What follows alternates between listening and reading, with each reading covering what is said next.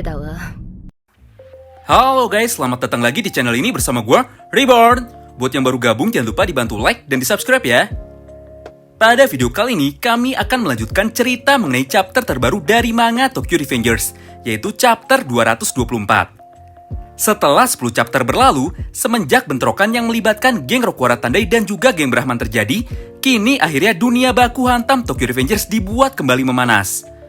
Inilah yang selama ini selalu dinantikan oleh para fans dari manga Tokyo Revengers ini. Banyak sekali hal menarik yang terjadi pada chapter terbaru ini.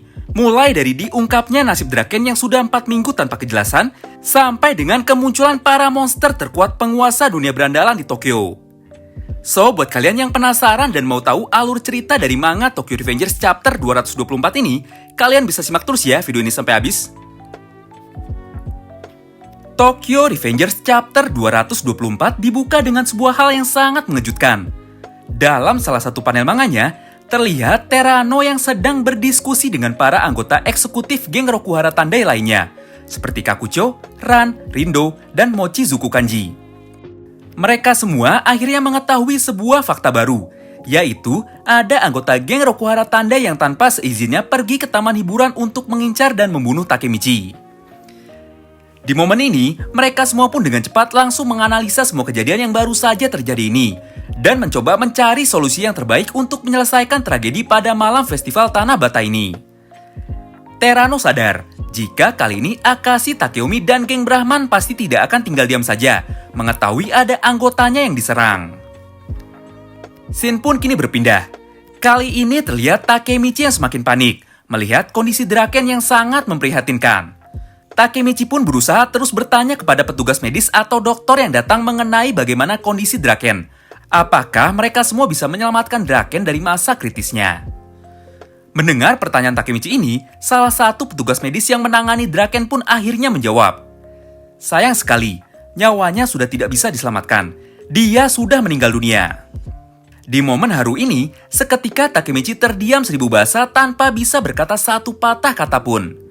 Jiwa dan raganya masih belum bisa menerima sebuah kenyataan menyakitkan yang baru saja dia dengar dari tim medis. Melihat ini, Senju yang sama sedihnya dengan Takemichi pun akhirnya mendekat dan berusaha menenangkan Takemichi. Berkali-kali Senju memanggil nama Takemichi, namun tidak ada satupun panggilannya yang dijawab oleh Takemichi. Setelah beberapa saat berlalu, ambulan dan tim medis yang sejak tadi berusaha menyelamatkan Draken pun akhirnya pergi. Di momen inilah, akhirnya Takemichi tersadar jika sejak tadi Senju terus memanggilnya. Dengan suara bergetar, Takemichi pun menjawab panggilan dari Senju. Apa? Satu kata singkat yang sangat menyakitkan. Melihat Takemichi yang sedang syok berat, Senju pun sadar jika kali ini mental Takemichi sedang dalam krisis atau sedang tidak stabil.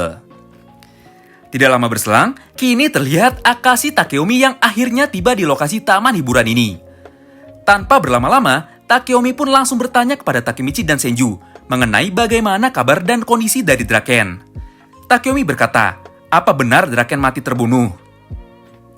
Dengan nada lemas, Senju pun menjawab pertanyaan dari Takeomi. Dia pun kemudian menjelaskan semua kejadian yang baru saja terjadi kepada dirinya, Takemichi, dan juga Draken di malam festival Tanah Bata ini. Setelah mendengar semua penjelasan dari Senju, amarah Takeomi pun seketika tidak terbendung. Dia pun langsung berkata, jika dirinya akan menghancurkan atau membunuh semua anggota geng Rokuara Tandai. Tanpa pikir panjang, Akashi pun langsung memerintahkan Benkei untuk memanggil semua anggota dari geng Brahman, supaya datang berkumpul ke lokasi taman hiburan Trinity Lands ini. Wow, mind-blowing banget ya.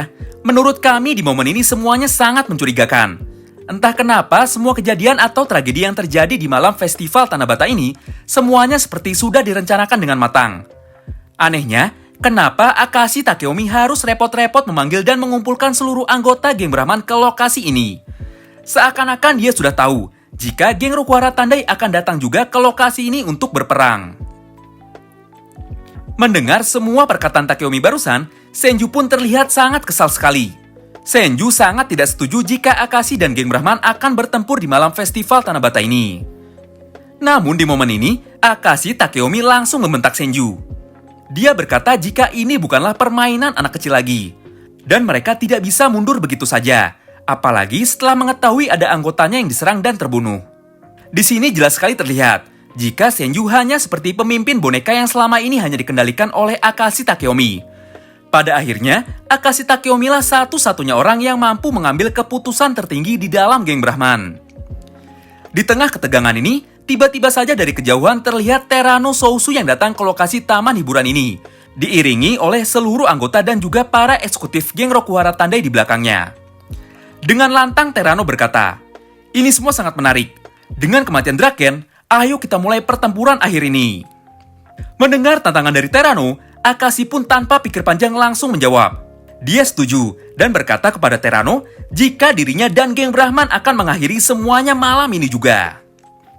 Di tengah kondisi yang memanas, lagi-lagi sebuah hal yang sangat mengejutkan kembali terjadi.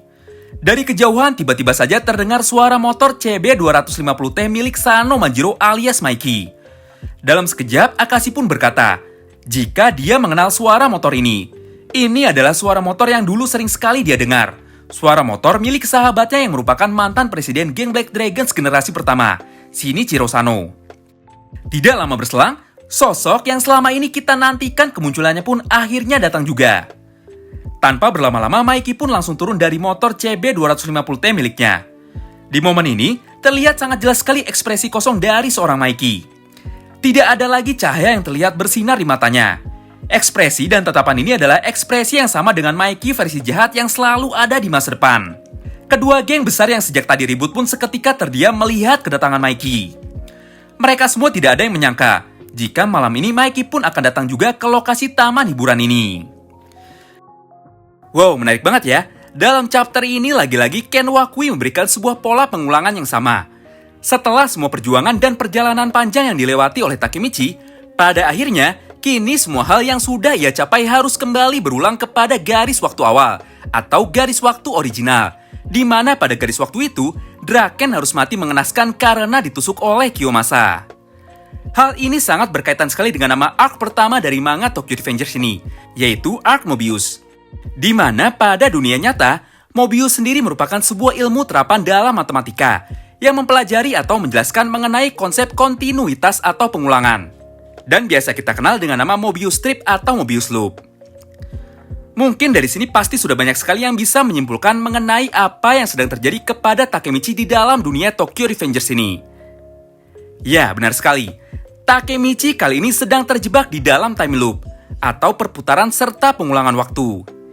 Ini adalah konsekuensi yang harus diterima Takemichi ketika dia bermain-main dengan garis waktu itu sendiri. Kematian dari Draken pada chapter 224 ini merupakan sebuah turning point atau titik balik terbesar bagi semua orang yang ada di dunia berandalan. Mulai dari sini, tidak akan ada lagi karakter dari manga Tokyo Revengers yang hanya duduk diam saja, menyambut pertempuran akhir yang akan diadakan pada tanggal 14 Juli nanti. Kami yakin, Mitsuya pasti tidak akan tinggal diam saja, mengetahui sahabat terbaiknya mati terbunuh malam ini. Oh iya, ada satu hal lagi yang masih harus kita khawatirkan, yaitu mengenai kemana perginya Sanzu dan juga Hanma. Malam festival Tanabata belum selesai, dan kondisi cuaca masih hujan deras. Takemichi masih menggunakan seragam sekolahnya, dan Senju juga masih menggunakan seragam geng Brahmannya. Masih banyak sekali yang mungkin bisa terjadi pada malam ini, selama hari belum berganti. Terima kasih yang sudah simak video ini sampai habis ya. Sampai jumpa lagi di video pembahasan selanjutnya. Bye-bye!